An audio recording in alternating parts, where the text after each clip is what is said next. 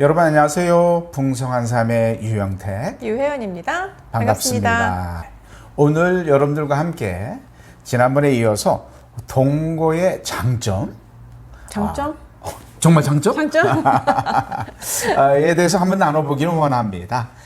시작하기 전에 여러분들 저희들에게 도움이 될 수 있는 한 가지 구독, 좋아요, 저희들이 한 내용을 올릴 때 알람으로 받을 수 있는 알람 설정 해주시면 감사하겠습니다. 네, 그리고 공유도 해주시면 좋아요. 그렇죠. 보시다가 알려주시면 좋겠습니다. 좋은 부분, 이건 누가 봤으면 좋겠다는 거는 좀 전달해 주시면 좋을 것 같아요. 지난번에 저희가 통계를 통해서, 숫자를 통해서 지금 현대인들은 동거를 어떻게 보고 있는지 저희가 알아봤습니다.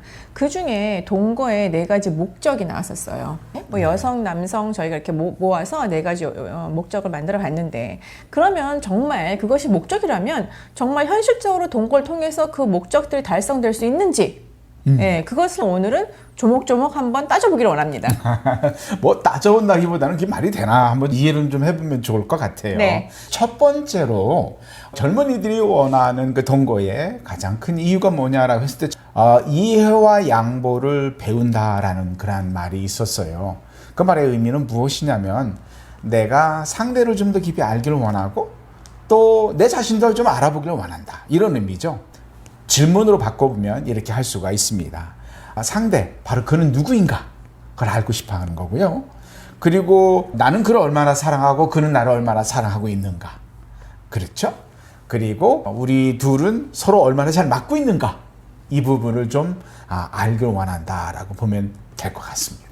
네, 그래서 이런 부분들이 연애로는 부족해요. 연애를 아무리 오래 해도 잘 모를 것 같아요. 그래서 동거를 해보기를 원합니다, 이렇게 말을 하는데, 근데 동거를 하면 정말 원하는 만큼 나 자신을 알 수 있고 또 상대방을 알 수 있을까?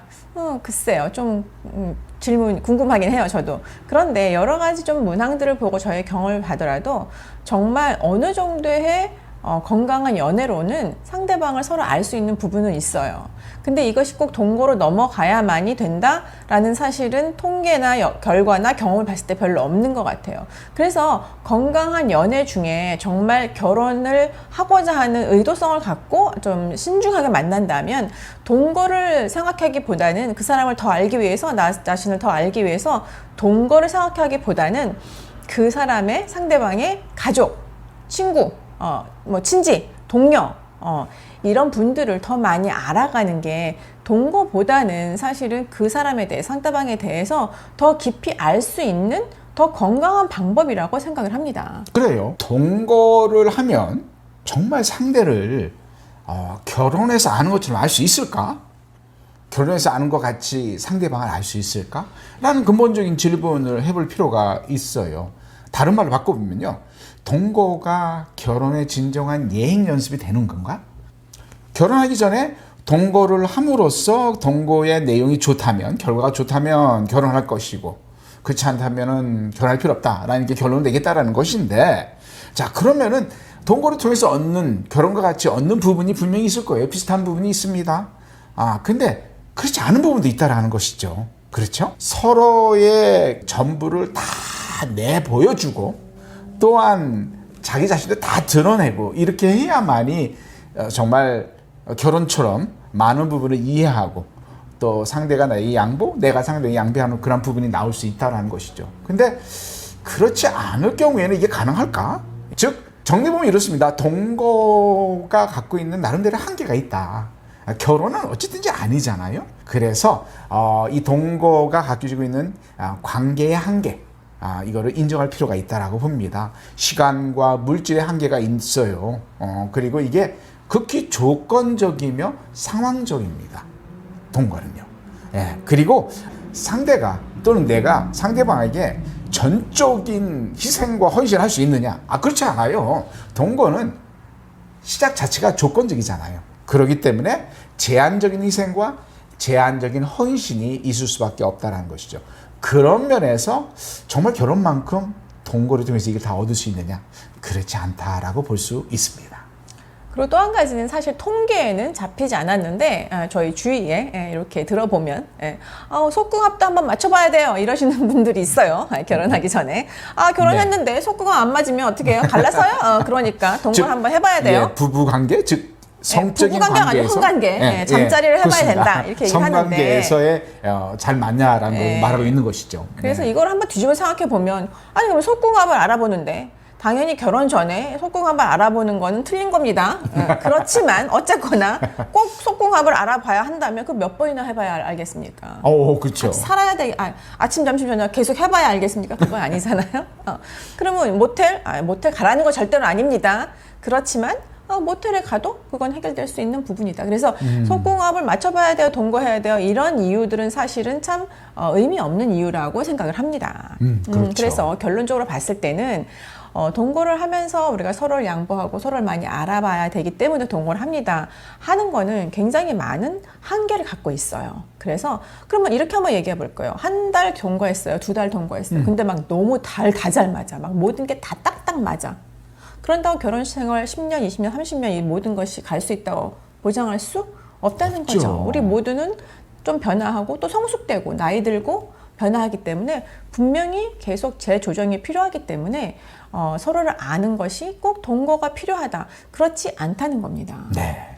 이렇게 첫 번째 이유를 같이 나눠봤습니다. 그럼 두 번째 이유가 있는데요. 이것도 정말 특이한 이유입니다. 두 번째가 뭐냐면 동거를 통해서 이혼을 예방할 수 있다라는 이야기예요. 처음에 이걸 보고 정말? 이렇게 생각했습니다. 근데 여기서요. 당연한 거 아닌가? 라는 결론이 들어요. 여러분 생각해 보십시오. 당연히 동거가 이혼을 예방합니다. 무슨 뜻이냐면 동거는 결혼한 게 아니잖아요. 그렇기 때문에 결혼하지 않은 사람들이니까 이혼할 필요가 없는 거예요. 그래서 언뜻 보면 동거가 이혼을 예방하는 거 이게 당연하다고 생각해요. 그런데 여기서 이 이혼의 예방은 어떤 의미로 이해할 수 있냐면은 동거한 후에 결혼을 안 하면은 이혼에 걱정할 필요가 없는 거죠. 이혼에 대해 생각할 필요가 없는 결론이 나오는 겁니다. 다르게 보면은 결혼이라는 걸 시도하지 않았기 때문에 실패를 보지 않았다라는 결론이 나와버리는 거예요. 참 안타깝습니다.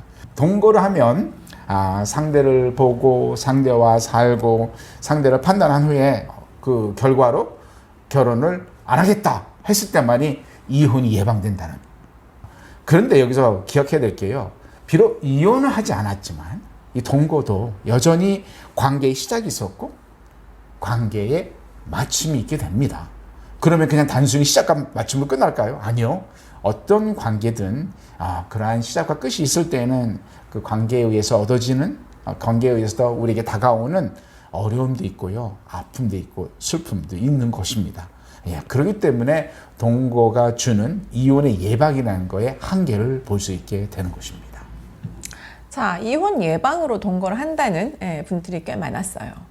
그러면 한 번 더 연구를 해보면은 이 이혼 사유가 무엇인지를 조금 분석을 해보면 그렇죠. 결혼한 분들이 이혼한 이혼 이유. 사유. 그러면 이 사유들을 봤을 때 동거로 이 사유들을 예방할 수 있다. 아니면 준비할 수 있다. 이런 거 볼 수가 있어요. 있어야 그래서 되는 먼저 것이죠. 지금은 이혼 사유들을 한번 볼 거예요.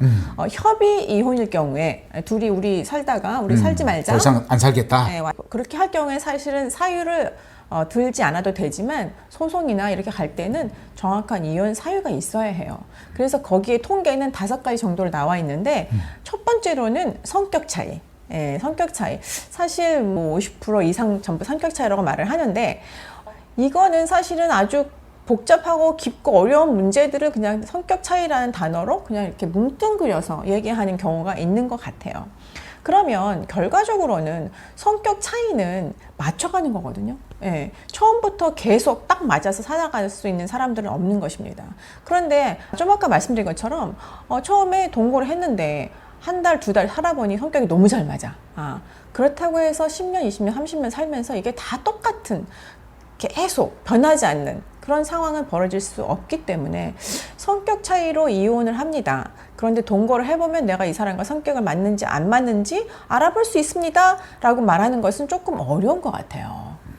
첫 번째로 성격 차이로 이혼한다는 사유가 가장 컸어요. 두 번째 또 뭐가 있냐면요. 자녀 교육 또는 자녀 양육에 대해서 참 어렵기 때문에 동의할 수 없고 그런 원인에 의해서 이게 이제 이혼을 하게 되는 사유가 되는 것입니다. 근데 여기서 동거를 하면서 자녀까지는 가지 않아요.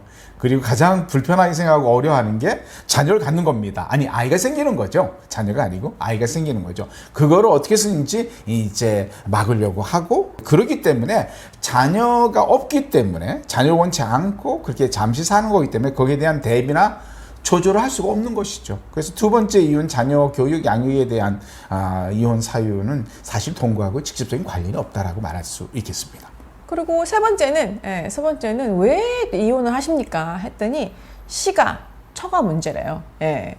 시가에서 어렵게 하고 또 처가에서 어렵게 하고. 그런데 우리가 모두 다 알지만 동거인은 상대방의 원가족과 관계가 없습니다. 예. 동거하는 애에게 야, 며느리 너 와서 시어머님 생일상 차려라. 그러는 사람이 어디 있어요. 그렇기 때문에 이거 역시도 적용되지 않습니다. 동거할 때는 시가의 문제나 처가의 문제가 적용되지 않기 때문에 예비하거나 예방할 수 없는 것이죠. 자, 그 다음에 네 번째로는, 이혼 사유 네 번째는 경제적인 문제라고 그래요. 여기서 경제적인 문제라는 것은 부부로 살면서 이 경제적인 문제에 봉착했을 때에 이혼한다라는 이유인 것이죠. 근데 동거는 극히 임시적인 겁니다. 물론 오랫동안 동거할 수도 있어요. 하지만 많은 경우에 동거에서는 경제적인 부분에 있어서는 반반, 공동체로서 하나가 되는 경우는 거의 없다라는 것이죠. 그래서 이 경제적인 문제로 이혼한다라는 그 원인에 실질적으로 동거로 해결될 수 있는 부분, 또는 예비할 수 있는 부분이, 준비할 수 있는 부분이, 예방할 수 있는 부분이 없다라고 말씀드릴 수가 있습니다. 다섯 번째 이제 이혼 사유는 외도예요. 바람 피는 거. 바람 피는 거. 근데 동거를 해봐야 이 사람이 바람을 필까 안 필까 압니까? 그건 아니잖아요. 연애만 성실하게 잘 해봐도 사실은 이 사람이 얼마나 신뢰가 있는지 알 수 있습니다. 뭐 연애할 때 몰랐던 거 동거할 때 이 사람이 바람기가 있구나 알 수 있습니까? 그렇지 않다는 거죠. 그래서 결과적으로는 이 외도, 이혼의 사유 역시도 동거로 예방하거나 조정하거나 준비하거나 대비하거나 할 수 없다는 것입니다. 자, 두 번째 이유였던 이혼 예방에 대해서 좀 정리를 하고 결론을 지어보면 이렇습니다. 이혼 예방은 동거를 마치고 결혼을 안 할 때만 적용된다라고 볼 수 있어요. 예방할 수 있으니까, 이혼 안 하니까.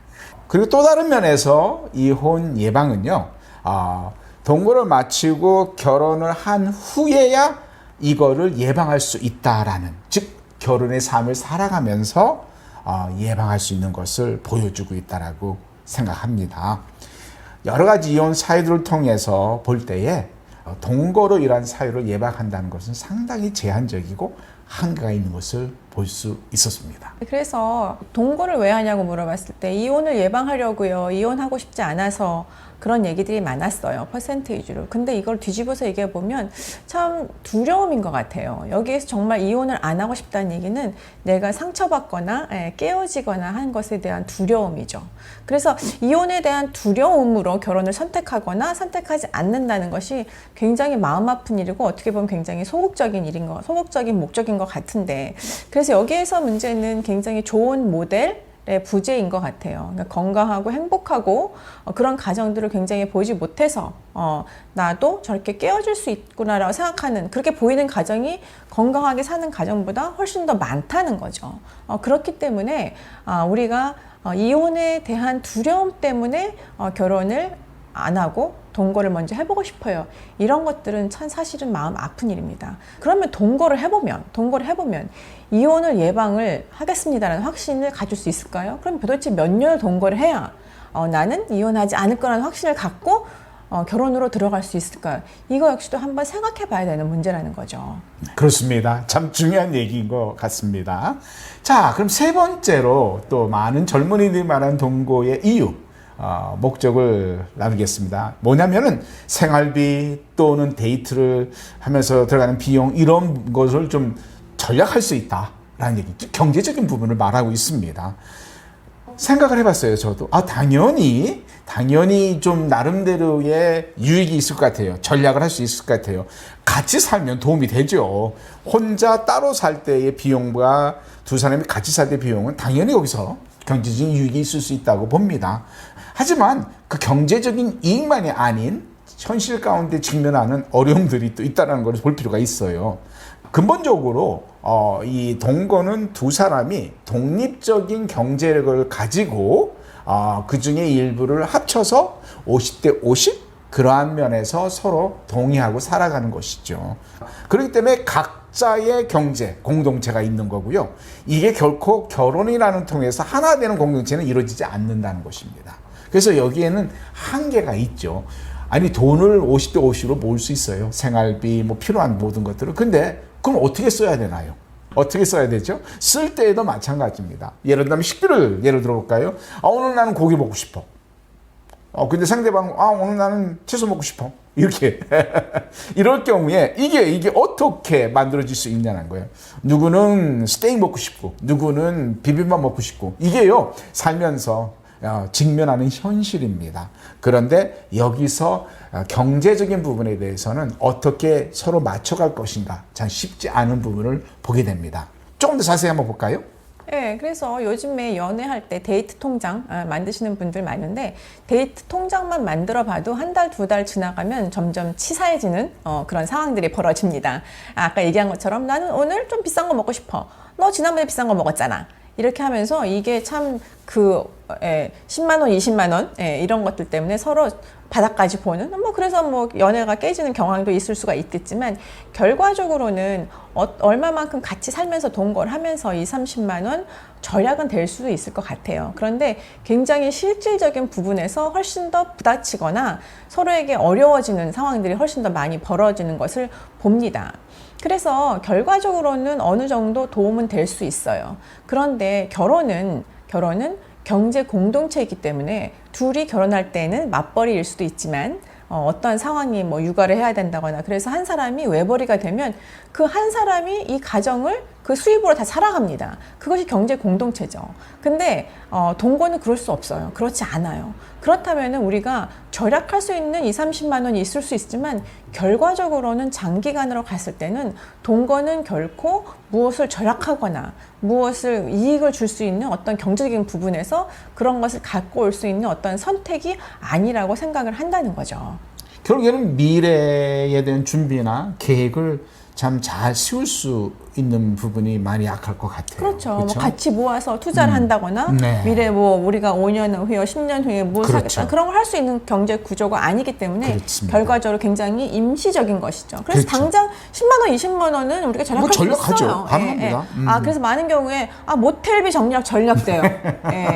모텔만 안 가도 우리 한 달 월세 내 이렇게 말씀하시는 분이 있는데 굉장히 유아적인 생각인 거죠. 그렇죠. 제한적인 생각인 거죠. 그렇습니다. 자, 우리 네 번째 거를 한번 여러분과 나누기를 원하는데요.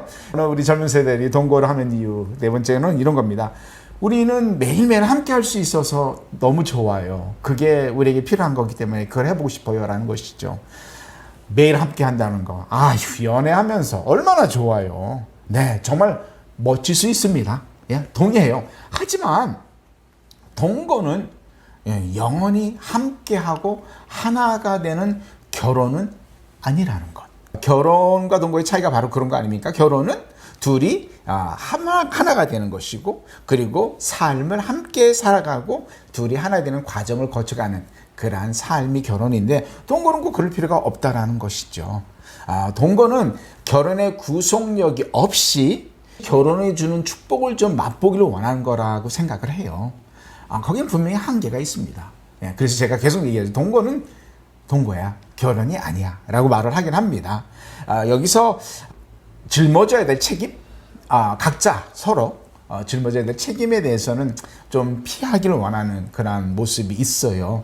그러면서도 함께하는 즐거움, 함께하는 그런 기쁨, 그런 것만을 맛보려고 하는 조금 유아적인 그런 발상이 있다고 봅니다. 그래서 그런 부분을 기억할 필요가 있고요. 또 다르게 말하면은 결혼이 주는 정말 멋진 축복들이 있거든요. 결혼을 통해서 얻을 수 있는 너무나도 아름다운 그러한 특권을 누려야 되는데 동거라는 걸 통해서 이거를 밀든지 아니면은 포기하든지 하는 경우가 생기는 것 같아요. 매일 함께 하는 거 멋있습니다. 아름답습니다. 즐겁습니다. 행복합니다. 자, 그러려면 함께 서로 사는 결혼의 삶을 사는 게 얼마나 멋진가라는 것을 꼭 기억할 필요가 있다고 생각합니다.